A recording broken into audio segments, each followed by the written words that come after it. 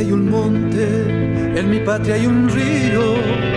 Ven conmigo, la noche al monte sube, el hombre baja al río. Ven conmigo. ¿Quiénes son los que sufren? No sé, pero son míos. Ven conmigo. No sé, pero me llaman y me dicen sufrimos. Ven conmigo. Y me dicen tu pueblo desdichado, entre el monte y el río, con hambre y con dolores, no quiere luchar solo, te está esperando, amigo.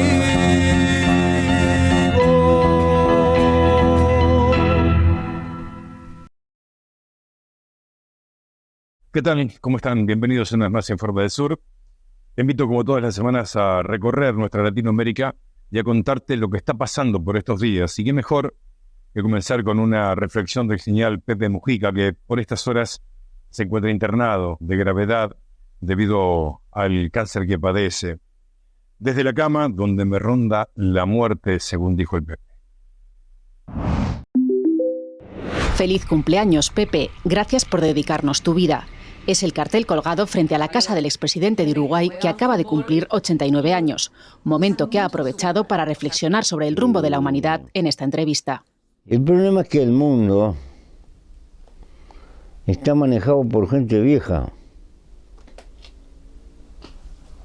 que se olvidan cómo eran ellos cuando eran jóvenes. Guerrillero en su juventud contra la dictadura en Uruguay, Mujica pasó más de una década en prisión, antes de gobernar su país de 2010 a 2015. Icono para la izquierda latinoamericana, esta es su respuesta sobre Javier Milei, dirigente de la vecina Argentina. Muchos escándalos. Todos los días se pelea con algún presidente nuevo, ¿no? Ahora tiene el lío con España. Opina Mujica que la inflación enloquece a los pueblos. La gente votó a Hitler por una hiperinflación. Y Hitler nos metió en la Segunda Guerra Mundial y en todo lo que vino después. Los pueblos también se equivocan en determinado momento. En pleno tratamiento de radioterapia por el cáncer de esófago que le diagnosticaron hace un mes, Mujica defiende que por encima de la ideología, la política debe servir a los ciudadanos. Y no esperar que seamos todos de izquierda o todos de derecha para acordar, no. No, tenemos que acordar con lo que hay. Una actitud vital que lo ha convertido en alguien querido y respetado incluso por sus rivales políticos. Más información. En tanto, la presidenta electa de México, Claudia Sheinbaum, está abocada a cumplir sus promesas de campaña. Una de ellas fue la reforma al Poder Judicial. ¿Y de qué manera? Llevando a elecciones, nada más y nada menos que a los cargos de jueces. Naturalmente, la justicia mexicana, tanto como la latinoamericana, ve que de esta manera se derrumban los privilegios y, por supuesto, van contra un nuevo gobierno. Pero ¿saben qué? Una fuerte adhesión ciudadana sostiene esta iniciativa. Y es así que esta semana la Comisión de Encuestas Morena le entregó a Sheinbaum el resultado de unas encuestas que se levantaron para conocer la opinión pública de la ciudadanía sobre esta reforma judicial y mostró un muy interesante apoyo. Y durante una conferencia, la virtual presidenta electa explicó que los resultados por ahora son solo informativos y que aún falta una serie de discusiones parlamentarias para poder armar precisamente las propuestas. No obstante, mantuvo la intención de que sea discutida y, en su caso, que se apruebe en septiembre. De acuerdo con los datos presentados, como les decía, de estos sondeos por 3 encuestadoras, de las Heras, Encrol y también la Comisión de Encuestas Morena, hasta el 83% de las personas que participaron están a favor de que se lleve a cabo esta reforma. Le pidió al presidente Andrés Manuel López Obrador priorizar desde ahora que en el Congreso exista la discusión de una iniciativa que prohíba la reelección en los diferentes cargos de elección popular, así como cambios a la ley del ISSSTE e incorporar los apoyos a mujeres y niños en la Constitución. Este tema también lo abordó el día de hoy el presidente López Obrador. Pero sobre todo, también el énfasis que hizo el día de ayer Sheinbaum fue empezar a analizar la reforma judicial para que se entienda. Ante este panorama y después de que se dan este primer mensaje de la presidenta electa, el dólar comenzó a ganar terreno ante el peso mientras se anunciaba que las reformas mencionadas iban a ser las primeras en discutirse en el mes de septiembre. La moneda estadounidense avanzó 1.49% y se situaba hasta las 17:30 horas de este lunes en 18.48 pesos. Sheinbaum consideró que las iniciativas no iban a impactar en la economía nacional, porque de acuerdo con lo que dijo el día de ayer, el presidente le está dejando una economía y un México con muy buenas finanzas. También lo que se mencionó fue que las iniciativas van a entrar en discusión en todo el país. Especificó que no solo se abrirá el análisis en la comisión permanente para que haya parlamentos abiertos sobre el tema del Poder Judicial, sino también se va a abrir el diálogo hacia las barras de abogados, hacia escuelas, hacia ministros, magistrados y trabajadores del Poder Judicial para escuchar la opinión y de esta forma pues concentrar lo mejor para que venga esta iniciativa a este poder. Vamos a escuchar parte de los comentarios del día de ayer de la presidenta electa Claudia Sheinbaum. La otra, que ustedes la conocen, es que no haya reelección, que fue uno de los 100 puntos que planteé aquí en el Zócalo. Y por otro lado, la reforma constitucional para el Poder Judicial. Que estas sean las reformas que puedan aprobarse como las primeras reformas. Ahora, ¿qué planteamos o qué planteamiento le hice? Y estuvo totalmente de acuerdo, de hecho es algo en lo que coincidimos, es que en todos los casos se haga una consulta amplia en estos meses, antes de que entre el nuevo Congreso, la nueva Cámara de Diputados, la nueva Cámara de Senadores, que se haga una discusión muy amplia en todo el país. Que, por ejemplo, en el caso de la reforma al Poder Judicial, pues no solamente sea a partir de la apertura de la discusión que pueda hacer la comisión permanente ahora, sino que lo discutan las barras de abogados, las facultades de derecho, los propios ministros, magistrados, obviamente los trabajadores del Poder Judicial, que se haga una discusión amplia en estos meses para que se conozca, por ejemplo, cuántos jueces de distrito hay. Poca gente sabe cuántos jueces de distrito hay en el país federales, cuántos magistrados. Que se conozca la reforma que se envió y que se abra esta discusión. Y ambos estuvimos de acuerdo en que sea así. Y como no podía ser de otra manera, el representante norteamericano se permitió opinar sobre esta iniciativa. Pero ¿saben qué? Rápidamente López Obrador salió al cruce y lo atendió de esta manera.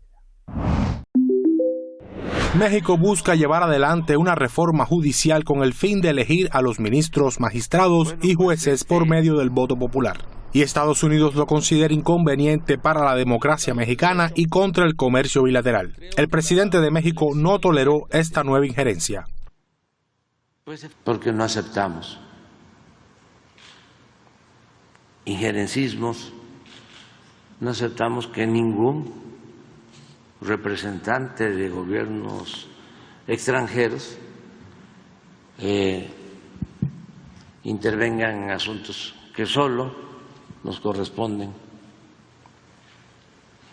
resolver, dirimir a los mexicanos. Durante su conferencia de prensa este viernes, el mandatario de México denunció que la actuación del vecino país pone de manifiesto la falta de respeto que se refleja en las palabras del diplomático estadounidense. Últimamente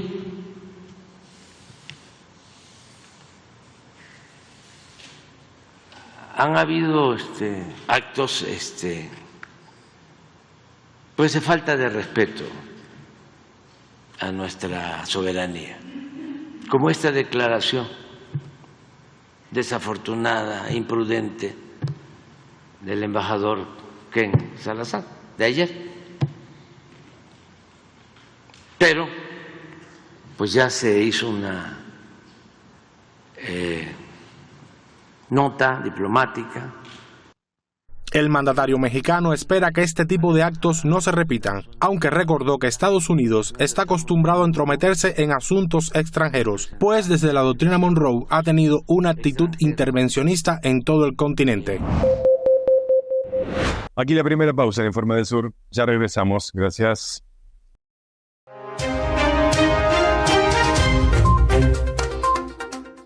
Abrimos este segundo bloque hablando de nuestro país. Hoy por hoy, la República Argentina se muestra como uno de los países con más pobreza en toda Latinoamérica. Hay un informe que queremos que vean, que ofrece detalles muy interesantes. Adelante. ¿Cuánto afecta a la vida cotidiana de la gente la recesión, lo que se está viviendo, lo que se empieza a notar, los despidos, el cierre de algunos comercios, el cierre de algunas fábricas? Una encuesta que hizo la Fundación para el Desarrollo Global da números bastante por arriba de lo que señala el INDEC en materia de insuficiencia, de pobreza. Asegura que el 65% de los argentinos no alcanzan a tener en mano lo necesario para la canasta básica. Tenemos en una pantalla a Eduardo Coria Lahoz, que es justamente el responsable de esta encuesta. Buenos días, ¿cómo te va? Rolando, buenos días. Bueno, impactantes estos números. ¿Nos podés dar un poquito más de detalles? Sí, en realidad este es un informe que venimos realizando desde la Fundación desde hace ya unos 20 años. Son informes mensuales en donde vamos actualizando valores relacionados con ingresos, con inflación y obviamente también con el cálculo de la línea de pobreza. O sea que es un estudio evolutivo. O sea, ustedes tienen más o menos los mismos parámetros siempre para ir midiendo.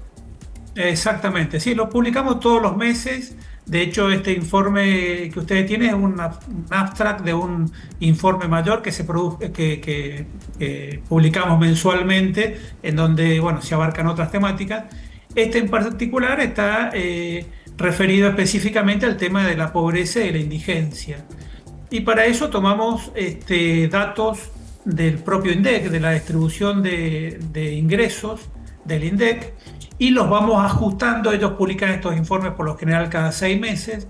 Nosotros los actualizamos mensualmente. Claro, y eso nos permite tener una lectura más próxima a la realidad. Exacto, ahí me quiero detener, porque muchas veces la medición de pobreza, a los efectos de un país tan dinámico y tan dramático en las medidas económicas, uno la ve por el espejo retrovisor, porque es una medición que tiene 6 meses de atraso. Exactamente. De hecho, la última publicación del INDEC, que fue de marzo del 2024, al INDEC le dio un nivel de pobreza del 41%, pero están hablando sobre datos en realidad de diciembre del 2023. Claro. Nosotros en este informe estamos publicando datos al 30 de junio del 2024. O sea que 6 meses después. Está bien, pero una pobreza que ronde el 60%, estamos en niveles dramáticos incluso para la serie histórica argentina, digamos del... Sí, por hay que supuesto. pasar al 2000, la crisis del 2001. Realmente hay que tener en cuenta que en base a estos datos, 2 de cada 3 personas se encuentran por debajo de la línea de pobreza. Y en este sentido sería bueno aclarar un poco cómo se mide el concepto, que es una medición de la pobreza en base al nivel de ingresos o al valor de una canasta de bienes. Claro, es que este es el dato, se derrumbaron los ingresos, además de los aumentos. Exactamente. Y claro, tenés los dos elementos que se suman. Por un lado, te suben los precios, con lo cual la canasta de bienes es más cara, y por otro lado, te caen los ingresos, con lo cual tu poder de compra es más bajo. Y ahora nos ocupamos un poco de Venezuela. Hay una nueva denuncia que realiza Juan Carlos Delfino, que es el rector del Consejo Nacional Electoral, precisamente de ese país. La denuncia es por presuntas irregularidades en las elecciones. Y lo novedoso, naturalmente, es que esta denuncia está realizada por un integrante del propio Consejo. Adelante. El rector principal del Consejo Nacional Electoral en Venezuela, Juan Carlos del Pino, rompe el silencio en un mensaje en su red social X. Reafirma su compromiso inquebrantable con el pueblo venezolano y ofrece una detallada exposición de las irregularidades que marcaron las elecciones presidenciales del 28 de julio. Entre ellas, asegura que hubo graves problemas tras el cierre de la votación o de las mesas de votación, violaciones de las normas, incluyendo el desalojo de testigos de la oposición, interrupción en la transmisión de resultados que luego fue justificado con un supuesto hackeo por parte del gobierno, la falta de publicaciones oportunas de los resultados mesa por mesa, la suspensión de auditorías cruciales, entre otras violaciones a la ley electoral venezolana. Dice que como rector principal, al no subir a la sala de totalización, carece de evidencia el respaldo a los resultados anunciados por el CNE que dieron como ganador a Nicolás Maduro. Como saben, pues ellos en este momento sostienen, incluso con un segundo boletín, ese supuesto resultado. Y por su parte, el representante de Lula da Silva en Venezuela, en el gobierno de Maduro, realizó algunas declaraciones sobre las elecciones en Venezuela. Celso Amorín dijo lo siguiente. Las elecciones en Venezuela preocupan a toda la región y, por qué no, a todo el mundo. ¿Qué va a pasar justamente en ese país después de que Nicolás Maduro dijera que es el presidente legítimamente electo? ¿Y hay una salida que pueda ser consensuada con la oposición?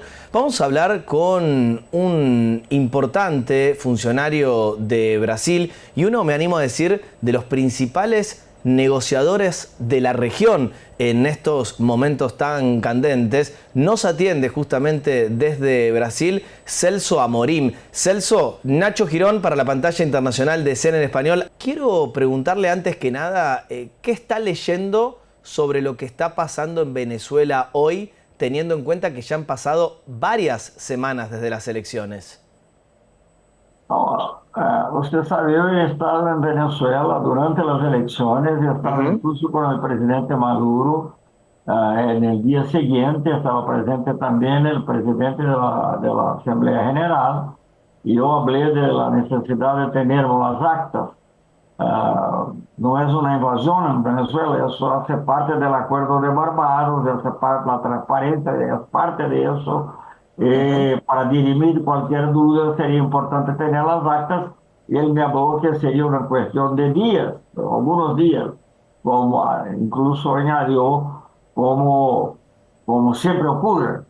Y bueno, creo que no tenemos eso. De otra parte tenemos actas de la oposición, pero tampoco me parece correcto basar el reconocimiento de un presidente en actas que están en las manos de la oposición, de un grupo, de un partido, y no del Consejo Nacional Electoral. Aunque sepamos que hay son, digamos, copias que salen inmediatamente, pero no me parece correcto.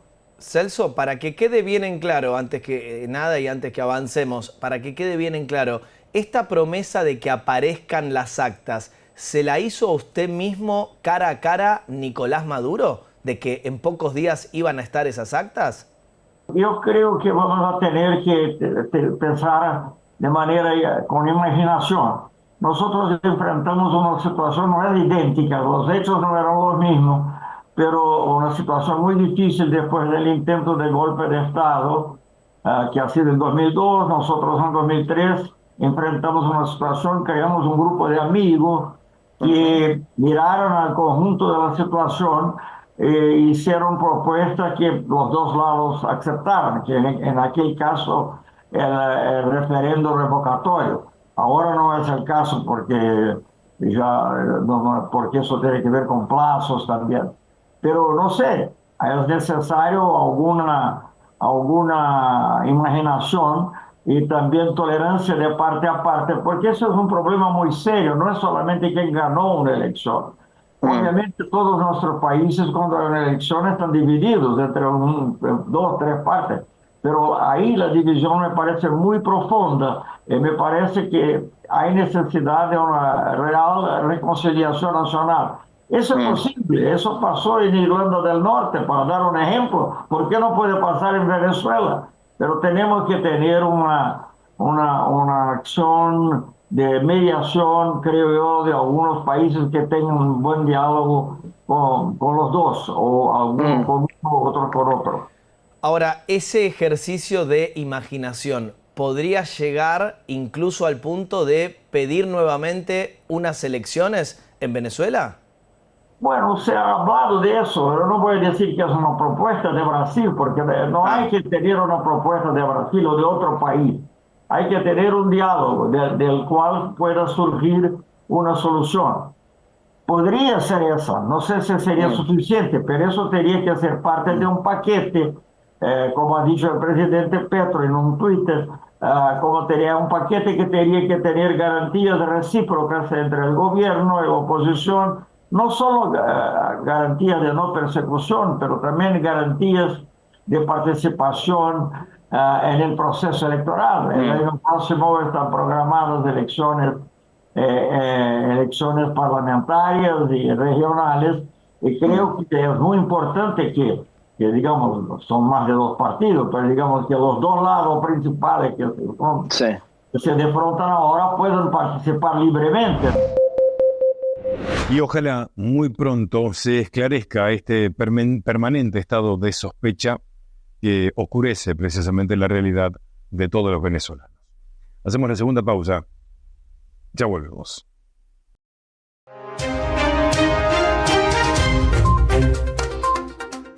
Abrimos este tercer bloque. Le contamos que sigue el estupor en Paraguay por haber secuestrado el mayor cargamento de cocaína. Estamos hablando de 4 toneladas de esta droga que venían en bolsas de azúcar. La denominaron Operación Dulzura. Miren. Operativo Dulzura, así bautizó la policía paraguaya a la mayor incautación de cocaína en la historia de la hidrovía Paraná-Paraguay, esta ruta estratégica en términos comerciales para Sudamérica, pero que es también estratégica para el narcotráfico. 4.013 kilos de cocaína distribuidos en 4 contenedores en un puerto privado en Paraguay. Estaban listos para ser embarcados y llegar de forma directa hasta el puerto de Amberes, en Bélgica, donde iba a ser distribuida. Claro, la particularidad, lo que describían los investigadores paraguayos como una situación que solo se ve en las películas, es que no estaba en los típicos panes de cocaína, sino que estaba en estas bolsas de 20 kilos de azúcar. Por eso, Operativo Dulzura. Claro, el azúcar recubría la cocaína, dificultando enormemente su detección, pero como este fue un trabajo de inteligencia que realizó la Agencia Antidrogas paraguaya, se pudo llegar a este cargamento. Insisto, estaba dividido en 4 contenedores en bolsas de 20 kilos cada una. El destino, Amberes. Lo que hay que entender acá del fenómeno del narcotráfico que comunica a Sudamérica con Europa y también con Oceanía es que la droga que se consume en Europa, en Australia, en menor medida también en Nueva Zelanda, es una droga que, cuando se trata de cocaína, se produce íntegramente en Sudamérica. ¿Y por dónde sale? Porque hay muchas fantasías respecto de, bueno, de las mulas, de cómo... Y lo cierto es que va por las mismas vías que por donde va el tráfico o el comercio regular, el comercio de los distintos productos que exporta Sudamérica a Europa. Y allí es crítica esta hidrovía, que es la ruta fluvial más importante de Sudamérica, porque comunica, como lo vemos aquí en este gráfico, a Bolivia, Paraguay, Brasil, la Argentina y Uruguay. ¿Cómo es la ruta de esta droga en concreto? Bueno, la producción se cree que en su mayoría es de Bolivia, aunque también viene producción de Colombia, pero esencialmente es de Bolivia. En Bolivia, lamentablemente, durante muchos años no ha habido ningún tipo de control por parte de las autoridades sobre, por ejemplo, qué tipo de aviones sale, despega y aterriza. Eso ha permitido que para los grupos narcotraficantes sea muy sencillo sacar en avión la droga que se produce en territorio boliviano y llevarla a Paraguay.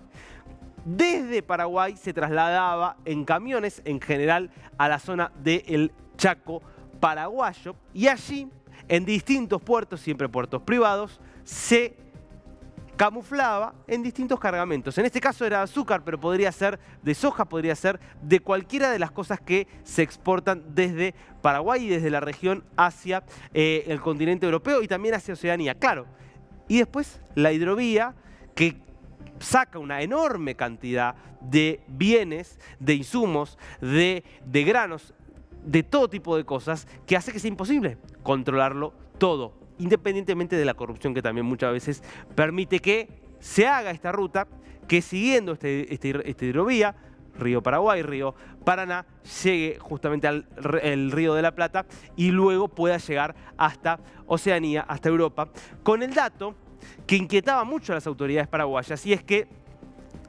siguiendo este recorrido, droga que se embarcaba en Paraguay llegaba, se calculan hasta 50 toneladas distribuidas en el resto justamente del mundo en los últimos 3 años, y lo que se quería era empezar a incautar esa droga en territorio paraguayo. Esto es lo importante de este golpe, que es que se pudo incautar en territorio paraguayo antes de ser embarcada. Y nos vamos con un interesante informe sobre por qué tantos uruguayos viven fuera de su país. Son aproximadamente 600.000 personas. Es un país que tiene buenos indicadores sociales, políticos y económicos. Sin embargo, desde hace décadas, miles y miles de personas emigran para buscar nuevos horizontes. Te invitamos a averiguar por qué tantos uruguayos deciden no vivir en Uruguay. Ubicado en el cono sur de Sudamérica, la República Oriental del Uruguay es un país que está repleto de indicadores muy destacados. Ni siquiera hace falta referirse a las 2 Copas Mundiales y las 15 Copas América que ganó en fútbol. Una hazaña para un estado que no llega a los 3,5 millones de habitantes. Si comparamos a Uruguay con el resto de su región, podremos ver que son variadas las estadísticas que lo ubican como un país con buenos niveles de vida y de desarrollo. Lo podemos observar en su economía. Tiene el PBI per cápita más alto de toda América Latina, con más de $23.000 anuales. En esa línea, la economía uruguaya muestra un crecimiento sostenido. Creció en todos los años desde 2003, con una sola excepción, 2020, por la pandemia. La estabilidad de la población uruguaya se explica por varias cuestiones. En principio, atravesó el mismo proceso que muchos países desarrollados. Disminuyó fuertemente sus tasas de mortalidad y natalidad. Actualmente, la tasa de fecundidad es de 1,5 hijos por mujer, por lo que está por debajo del nivel de reemplazo. A esto se suma que, a pesar de tener buenos indicadores nacionales, no ha sido un foco para atraer inmigración en las últimas décadas. Es decir, no tuvo una inyección poblacional externa como otros países con una población madura. En la última década, los orígenes más comunes de los que arribaron fueron Argentina, Venezuela y Cuba. Aunque en muchos casos los caribeños pasan por el país de forma temporal y luego buscan radicarse en otro estado. Hoy son poco más de 100.000 los extranjeros que residen en Uruguay, alrededor del 3% de la población del país. Esto se encuentra en línea con lo que sucede a nivel mundial. Se estima que el 3,6% de los habitantes del planeta no nació en el país en el que vive. En principio, un factor que parece determinante es que Uruguay tiene un alto costo de vida, que se combina con un mercado interno pequeño, en el que las oportunidades laborales no abundan. Esto ha impulsado a dejar el país a muchas personas que se encuentran en plena edad económicamente activa, en especial a trabajadores no calificados. Hasta aquí este recorrido que siempre le proponemos por lo importante, según nuestra propia mirada, de lo que sucede en Latinoamérica. En nuestra Latinoamérica. Muchas gracias. Nos encontramos la semana que viene.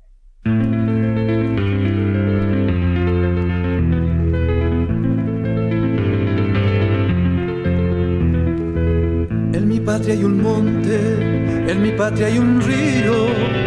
Ven conmigo, la noche al monte sube, el hombre baja al río. Ven conmigo. ¿Quiénes son los que sufren? No sé, pero son míos. La Pampa, el destino original. Conocela.